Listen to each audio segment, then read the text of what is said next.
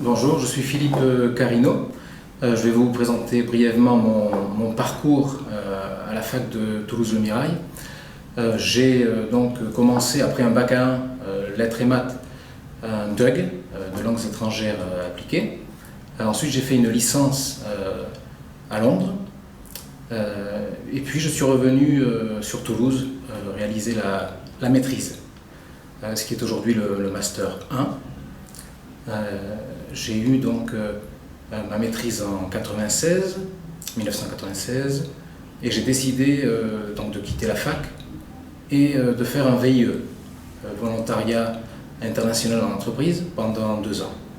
Je suis revenu en 98 et en 98 j'ai décidé de faire un DES, donc un Master 2 de commerce international avec une option droit européen.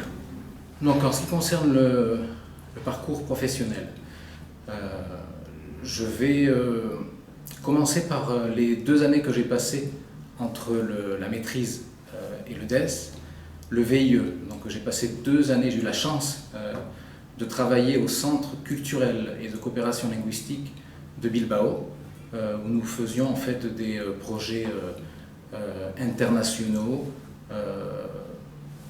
Un petit exemple, des artistes venaient de tous les horizons et nous montions par exemple une performance dans un lieu typique de Bilbao à des heures un petit peu en décalage avec des horaires classiques.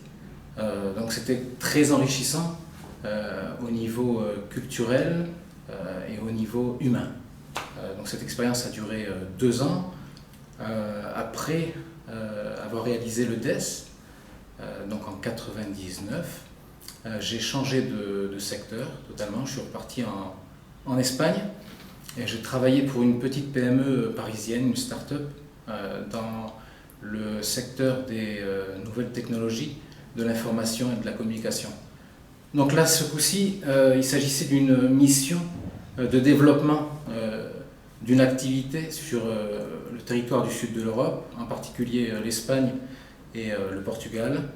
Il a fallu donc mettre en place une stratégie basée sur un modèle de partenariat, donc un modèle économique de revente en indirect.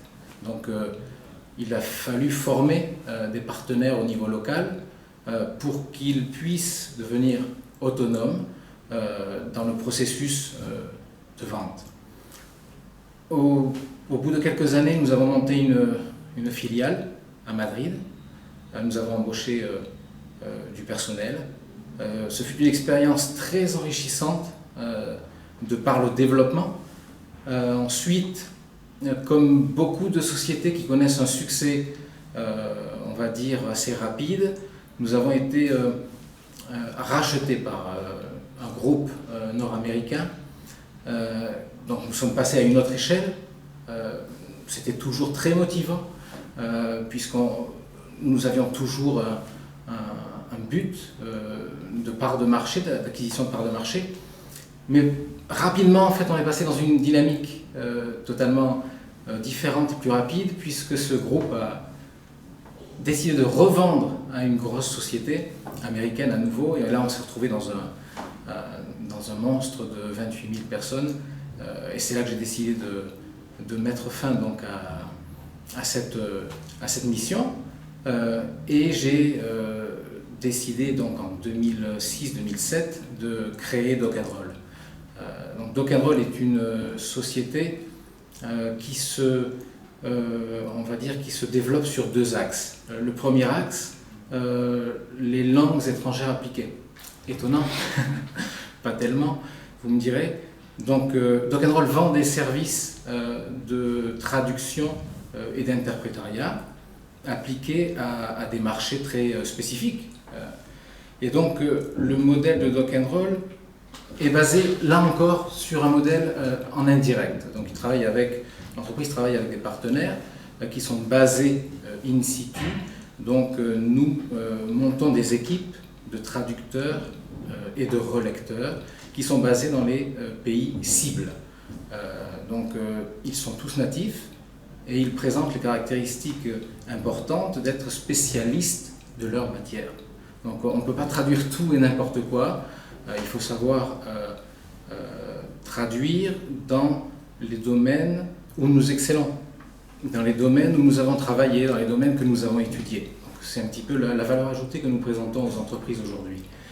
Le deuxième axe de Dock & Roll, qui est moindre en pourcentage, puisqu'il doit représenter à peu près 10% de l'activité, se consacre à l'accompagnement à l'export. Donc, tant pour les entreprises françaises qui veulent se développer sur des marchés extérieurs, que pour des entreprises étrangères qui souhaitent venir s'installer sur le territoire français. Aujourd'hui, si vous me posez la question de savoir ce que la filière LEA a pu m'apporter, je dirais tout d'abord de la méthodologie. Voilà. La méthodologie dans le travail, la méthodologie dans la perception, la relation avec les autres. Un regard peut-être différent que l'on peut porter sur les choses et sur aussi les valeurs humaines qui, sans les valeurs humaines, je pense, on ne peut pas, selon moi, développer des affaires pérennes. En tout cas, c'est ma philosophie.